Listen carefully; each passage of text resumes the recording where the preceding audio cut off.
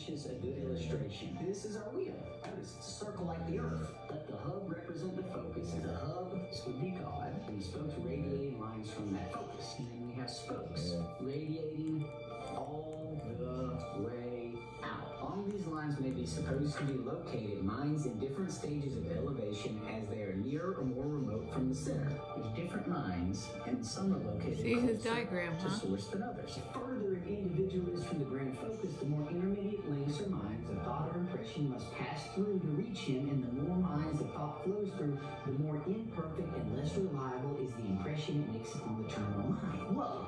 All thought and inspiration flows from God, and that we're all positioned further or closer to the central focus. Therefore, the thoughts and inspiration in our minds will be more or less diluted depending on our location with God. Say, oh, Jesus is right him. Joe is right him. Suppose it is determined to reach a mind of a low order. The thought to be transmitted passes through, say, 12 minds before it reaches that particular individual on the earth with whom it is to be impressed. What is received by the 13th and has been greatly modified, the Bible's been... Did you hear what he said? When it's been received by the 13th.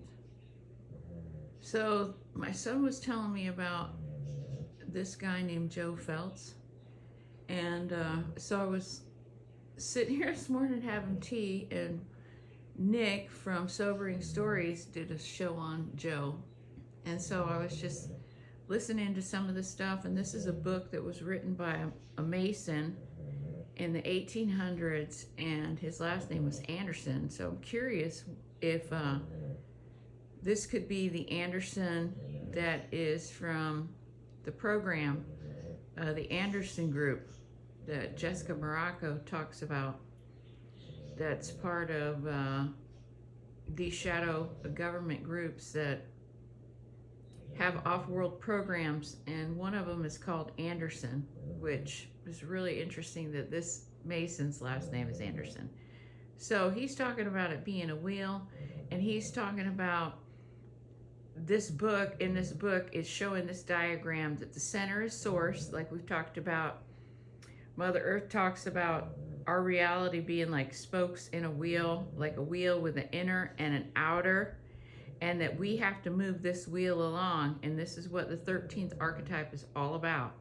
And so this is confirmation that I don't know, maybe we're sitting closer to the center, guys, that, you know, we're getting this stuff in clearly. And like I said before, it's all about embodiment, but you've got to check out this guy's work. I'm going to see if we can get access to some of these books. So his last name is F-E-L-Z, Joe F-E-L-Z.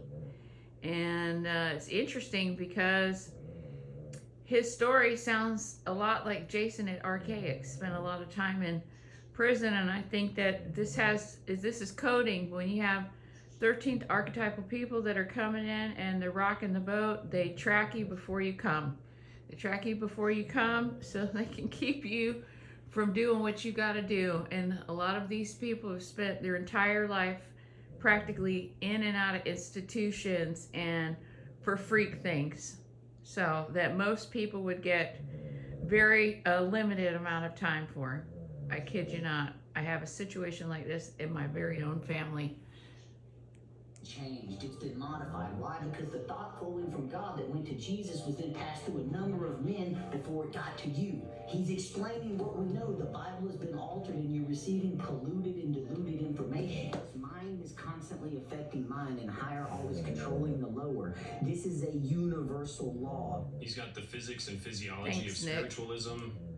So, by the way, on the 11th, the 12th, and the 13th,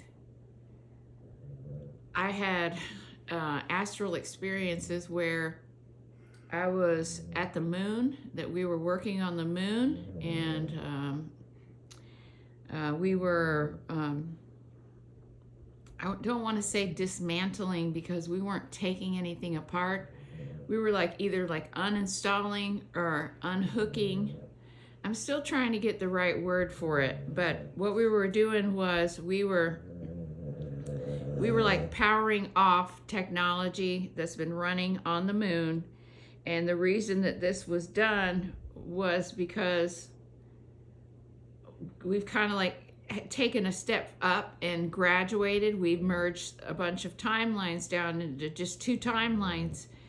And like I was shown, I don't know, probably about 8 months ago, I talked about it in a video, is that I was shown these 2 bowls that were sitting on this table, and I was told that the difference this time was humanity would have a choice what timeline that they wanted to go to.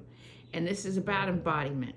You have to embody the timeline that you want to be in. So if you want to embody materialistic behavior, then the timeline that you're going to go in is the lower timeline. And if you want to live in Christ consciousness and you want to walk in Christ consciousness and a return to planet Earth and caring for our mother, then you choose the other timeline. And it's pretty much that simple. And we're all going to phase shift. And I think what I've seen is that we're going through almost like into a little pocket space. And we're doing that through the water, through the sea gates.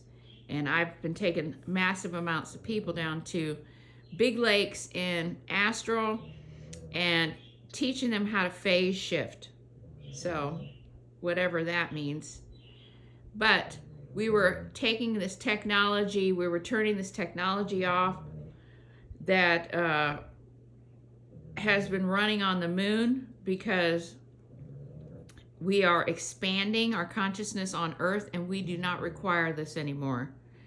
So I just ran across something that Elon, or something about Elon and doing something with the moon.